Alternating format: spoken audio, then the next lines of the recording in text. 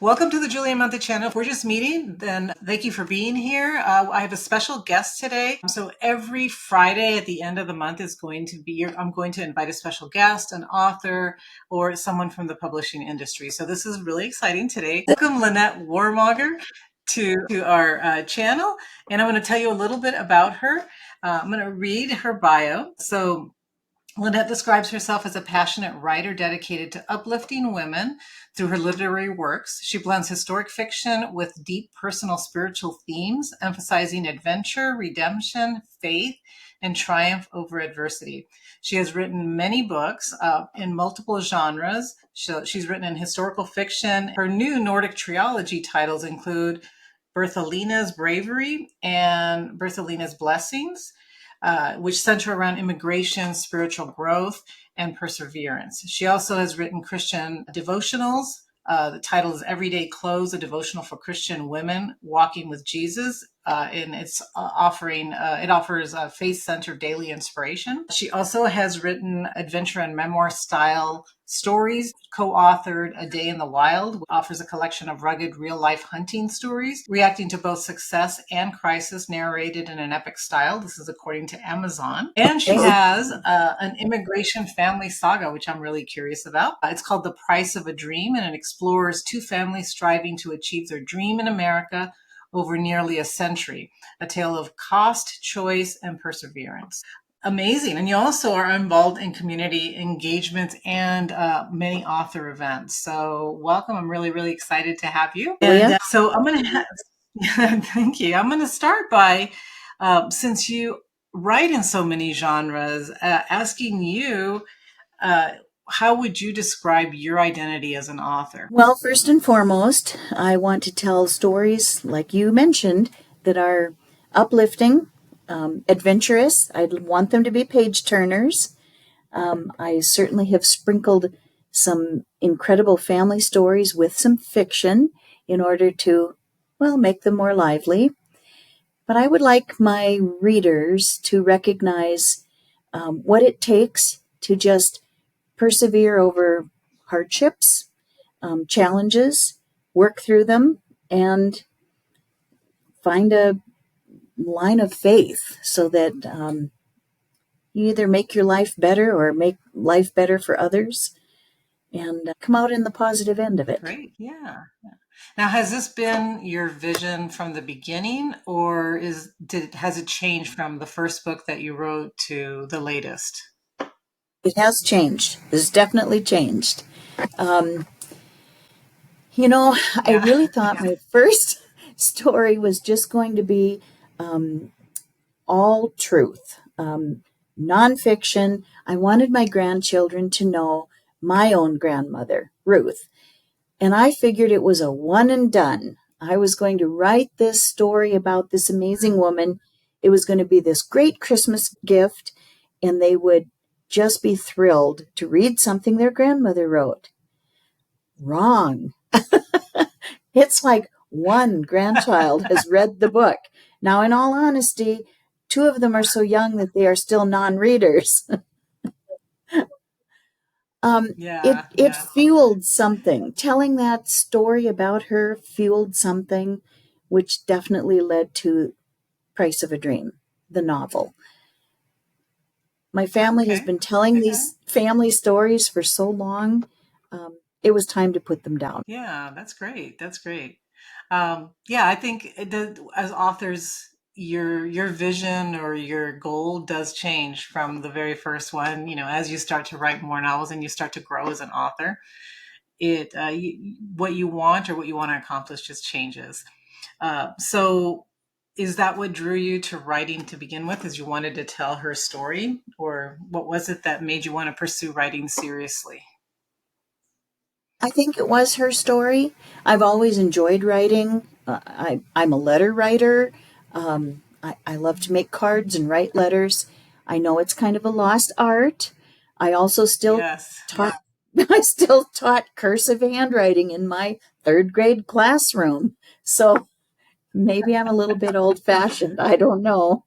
But I've loved words. I've loved writing. I think that what you write in a letter or the card you choose to send to someone can be so uplifting and encouraging. And I love to get cards. Yeah. So it was natural to just Yeah. write. I had a period of time as a teenager where I had some, maybe discouraging kinds of um, feedback, criticism, and it set my Hmm. pen way to the back drawer. And I just didn't write for a long time. That just pierced me as a teenager. So you grow and you Right. mature and you realize I have something worth saying. Yeah, yeah. And I like what you're saying about words and how you love words, because I think that's one of the things that draws us to want to write, is being able to express what we feel with words. It's kind of magical in a way, to be able just to put words down and then transfer those feelings to somebody else.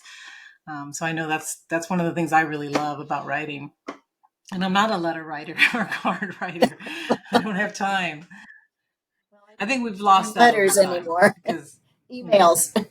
yeah, nobody does anymore. No, no.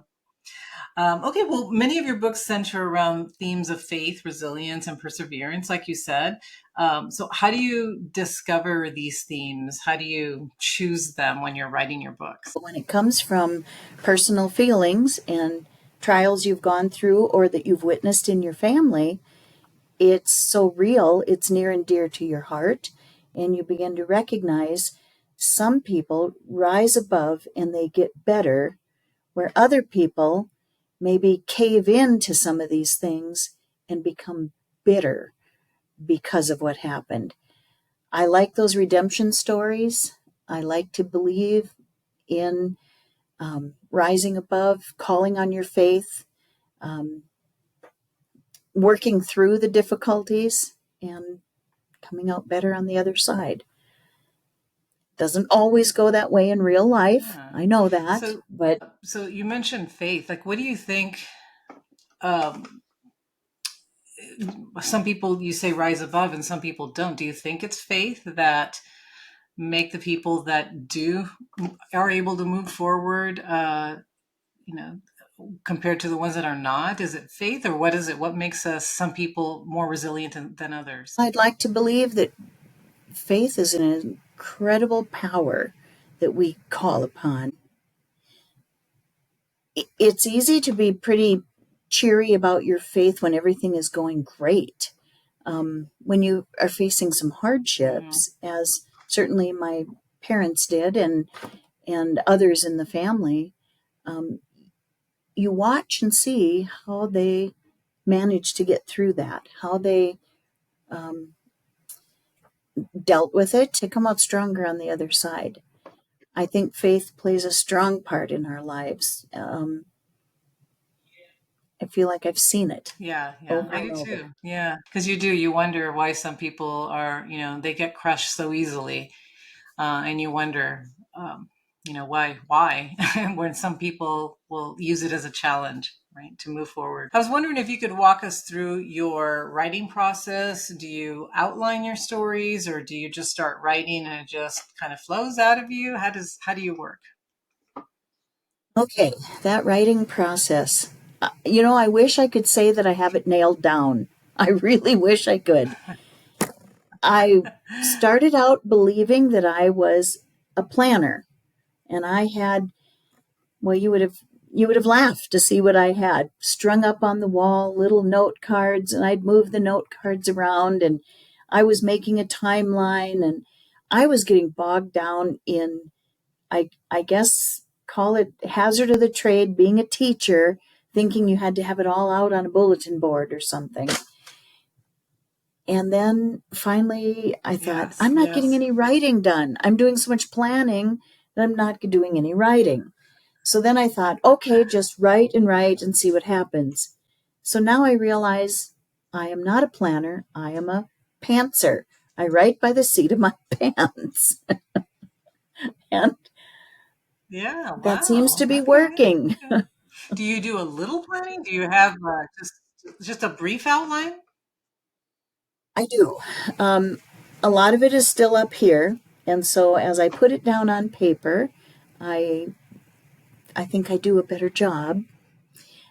I like having a timeline because in my mind, I see how far my story is going. When I worked on Price of a Dream, I knew it was going to span Yeah. 70 years. And that was hard. That was a long time to keep characters active and doing something that was worth turning the page for.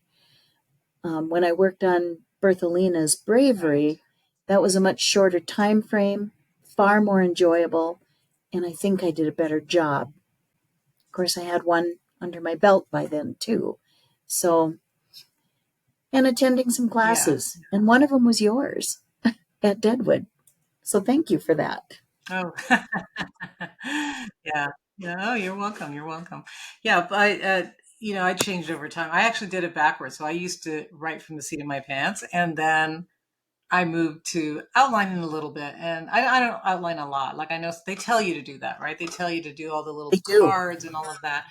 And yeah, I don't have the patience for that to create so many things. And I really want to start writing. So I do a brief outline now, and it works better because now I don't get lost as much. And I know, yeah, I know where my characters are going. I know their motivations and those kind of things. How do you approach historical research without letting it overwhelm your story? Because the one semi-historical that I wrote, I had a hard time with not letting, not dumping historical details and facts into the novel. Guilty.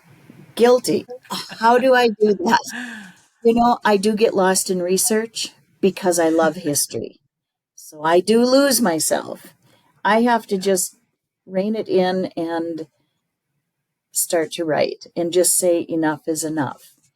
One of my, I guess, beta readers just said, "Oh, come on. I know you're a teacher, but I'm not picking up your book to learn all this history. Would you please get to the story?" And it just pierced me to hear that. But it was good advice, really Yeah. good, because Yeah. I did want to get lost in the history. And I find that if I read a book that has too much history in it, I start skipping paragraphs and then skipping pages. So you got to find that happy Yeah. medium. Yeah. It depends on the story, I think. And I have to keep reminding myself I'm a writer, so I like reading all that stuff, but somebody who's not a writer is going to skip it all. So I need to So true. put in just So enough true. to give it a flavor of the times. Yeah. Yeah. Yeah. Yeah. Okay, so when you're creating your characters, what is your kind of go-to technique for making them feel real? So I love characterization. Uh, how do you make yours feel real? Well, in working on Price of a Dream, I really relied on my aunt, who is 90 years old. She knew some of those people, or at least had heard Mm, enough stories over the years. And I had not met many of them. And that was very helpful. So they were uh-huh. already real for her, which she shared with me. In some cases, I had to add some Right. creative liberty to their personalities in order to move my Mm, story along. And I took that liberty and it was fun. That's when I discovered I really like writing yeah. fiction. And I love adding the fiction to something Yeah. that's already been there. I don't know, is that cheating? I don't think so. I don't think so. I think it's because you have to. That person has to come alive to the reader, right? And even to you, because you said you didn't know them.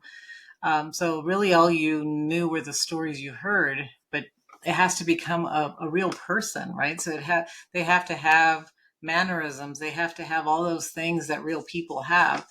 And if you didn't meet the person, you kind of have to make that up, right? I And I think. had the benefit of some old photographs. And so I dug out those old photographs and studied them. I looked at how they photographed, what they were doing, how many photographs of some versus other family members. There's hardly any. So that helped. Wow. Wow. Yeah. And so you only interviewed one person to find out about them? No, I have so many stories in my head already from people that are deceased now. I was calling on my childhood memories Oh, and okay. Okay. kind of validating them because of the living relative that could say, well, you're a little off on that, or, oh, I never knew that. Your dad never shared that with me, but he shared it with you. So I guess I feel like it's kind of a Oh, okay. tribute Okay. to Okay. the I ones who've asked gone because I'm before. wondering if you had like different perspectives, right, from different people, because that helps you to put together your character too, because everybody sees people differently. It So does. it helps to It have does. more than one person sharing stories. And I ran quite a bit of it past my sister, too. Yeah, and again, yeah, it helps to have those different perspectives from different people. So, how long Right. does it take you to write a book? Typically, that one, and maybe compared to your other nonfiction books. Okay. Um, they've all been different. You have different kind of motivation as you're working on them. Some you just cannot put down. You're waking up in the middle of the night, your characters are talking to you in your head, and you have to get it down. I was Yeah. working full time when I was writing Yes. Price of a Dream, and that was more than 18 months. Um, Berthelina, about 6 months. But when I was retelling the stories, the hunting stories of my brother in law, we cracked those out in a couple of months while I had contact with him so I could interview him. But it was probably Yeah. another month or better of editing and refining, calling him up, double checking, finding out that I had mixed up some story parts, even though you listen well and you take notes. Yeah. So there was a lot of note taking on those hunting stories because they weren't in my heart. I was telling someone else's heart. They were all enjoyable though. And I think it's you mentioned the first one took you 18 months, which I think that's pretty quick for something that's historical, and you have to do the research and you have to talk to people and you have to interview. So that's not bad, actually. I think you're writing pretty quickly. What would you tell a writer that thinks it should take longer, should take less time? I think you shouldn't worry about it. I think you should write and write and write. And eliminate the parts that just, wow, this made sense at 3 in the morning 3 weeks ago. And now I don't know what I was thinking. Write it down. Right. You'll wade your way through it and you'll figure out what stays and what goes. Yeah, yeah, That's about the best thing you can do is keep writing. And then listen when somebody yeah, reads your writing, that good, trusted confidant that doesn't just pat you on the arm and say, oh, nice try. It was a nice story. Good job. But somebody who's willing to get to the nuts and bolts of it and say, this didn't make sense at all. What are you trying to say here? And pay attention to that and go back, yeah, examine, and recognize I need to grow in this area. yeah, yeah. That's great advice. That's great advice. Yeah, and I think people a lot of times they listen to what other authors say. Oh, I wrote 3 novels in 1 year. Or I wrote, and it's like there is no, you don't have to do what other people are doing. And I think you just have to, like you're saying, just write and follow your story. Your story could take 18 months or it could take 2 months. I know my writing friend had a story percolating in her for 15 years. She started Wow. writing it Wow. and got some harsh criticism. She put it away. She dug it out and shared some of it with me. And I said, why did you stop writing? This is great. So that little bit of encouragement, the genuine love for, your friend, spurring them on, being honest with them, it's just invaluable. Yeah. We all Yeah, need it that, is. Yes, we do. We do because we're especially always alone, and unless somebody else reads it. Yeah. and especially Okay, self-publishing. let's see. Yeah. Yeah. Exactly, because you don't have, I mean, you have, I don't know if you have an editor, but you don't have someone that you can bounce ideas off of really until it's done. Then the editor will look at it. So which one was your hardest book to write? Okay, which one was the hardest? Oh, well, probably Price of a Dream, but it also is the one I enjoyed the most. Yeah, I yeah, truly did. Maybe yes, because I poured so much of my family history into it, because a right, lot of right. it is absolutely true as can be.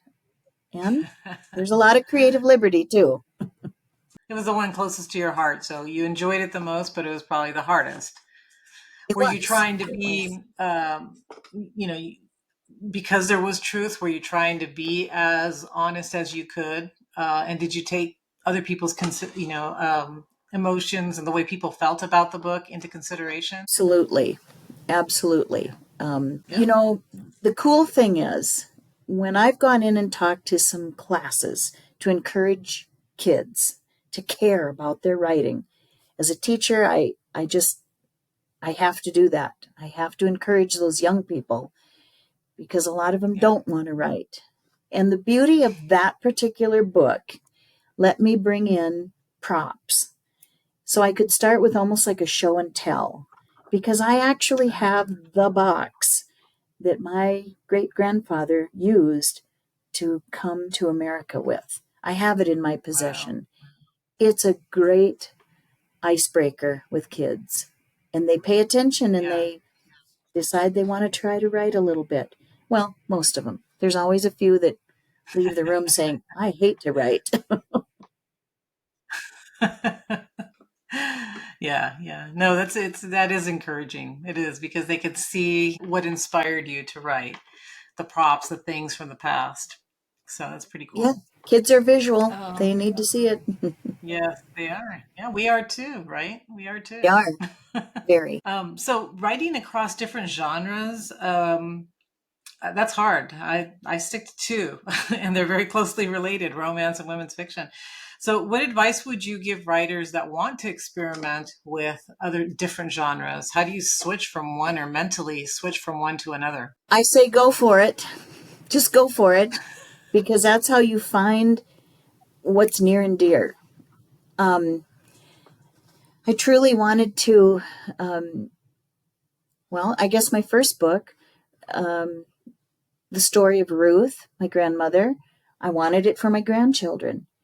When I Hmm. saw my brother in law having all these amazing experiences, I said, you should have these written down because your grandchildren are going to care about them someday. So it was kind of from that mentality of memoirs that kind of was a Yeah. springboard. And I just say, go for it, try it. You'll figure out Hmm. what ticks and what does not. I like to think of my stuff as kind of clean, Christian adventure. And I don't think that's a genre unless I'm making it up. So I don't know. Yeah, I think it is. It is. Do you think that your voice gets stronger for all your novels because you write in different genres? So because you write fiction, your nonfiction gets stronger, your adventure story gets stronger, your voice in general So gets stronger? I think so. And we might really see it in the next one that I'm working on. Yeah, yeah. Oh, great. I Oh, hope. you're gonna have to tell me about that one too. Um, so, have there been authors or cultural figures since you read history that have influenced your writing? Um, yes, yes. I started reading Lynn Austen. Um, I've really liked the work that Lynn Austen does. I like the flow. I read everything that she writes, and I've loved the way she brings her research in. It's enough, but it's not too much. So I Hmm. kind of use that as a barometer for myself. That's Excellent. one Wow. favorite Okay. author. Yeah. That's right off the top of my head, anyway. Okay, great, great. I don't know her, but yeah, because again, I don't, I do read a lot of historical fiction. I don't write a lot of it. I've got one. But what do you think are some common misconceptions about historical fiction? I think maybe, well, just the word historical. You don't have to go back very many years before all of a sudden it qualifies as historical.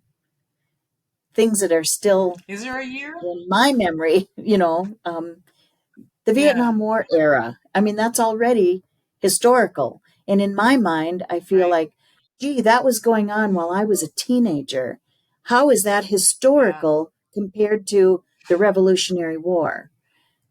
But it Yeah. is historical. So Right.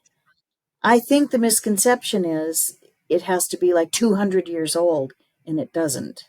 20 Mm, years ago yeah. is already almost historical. And that's good to hear because, yeah, I think that is a misconception. When I was younger, I used to think, yeah, you have to write something that happened a long time ago. So something that happened when I was a kid is not historical.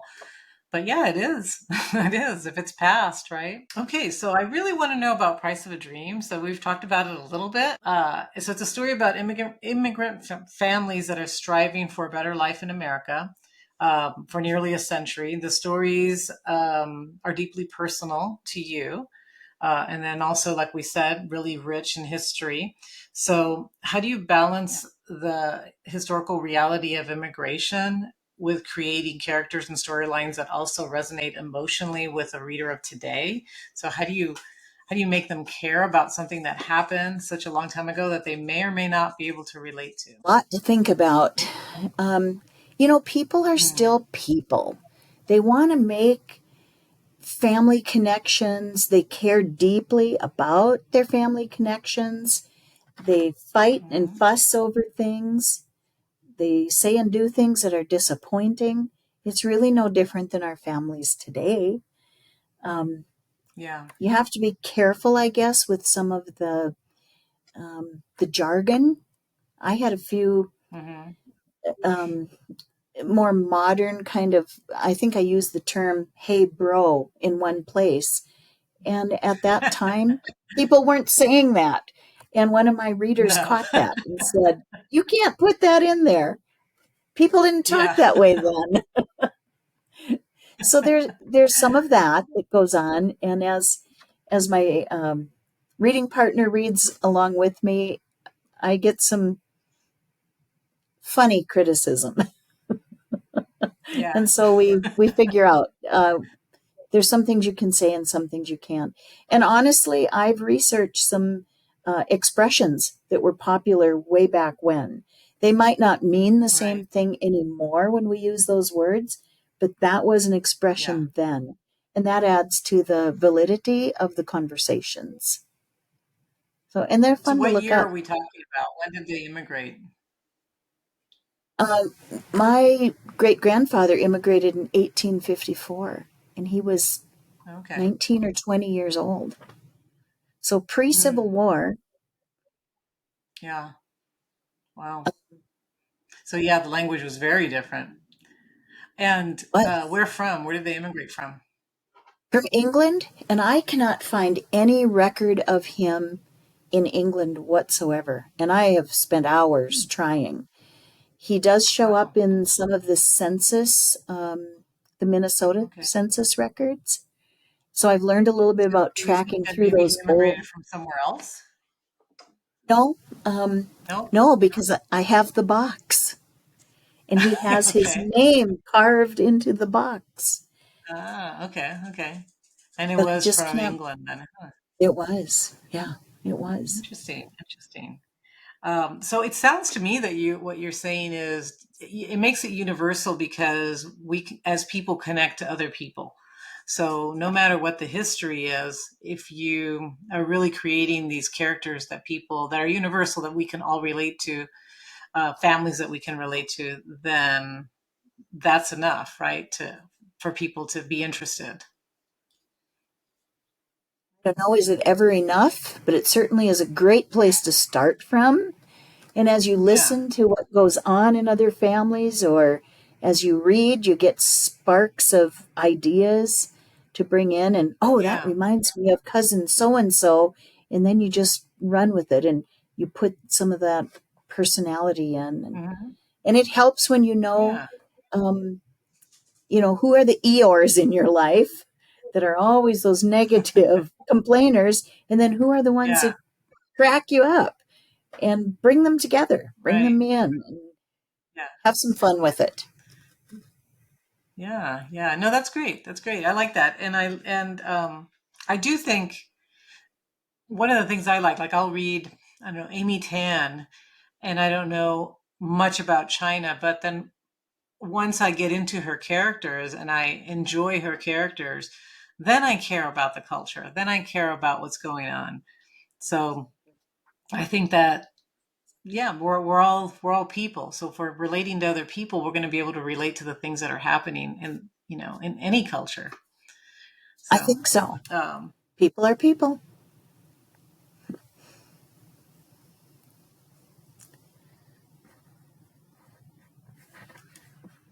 We have a connection problem.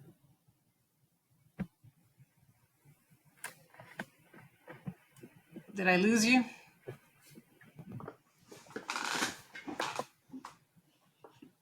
Are you still there?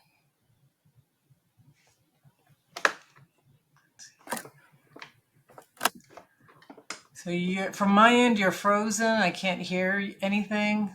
So let me know if you are still there. If I lost you, it looks like you're still there. Unfortunately, we lost connection with Lynette, but I will add her website as well as how to connect with her on social media. I encourage you to check out her books. They are very interesting, and I think you'll learn a lot from them and enjoy them.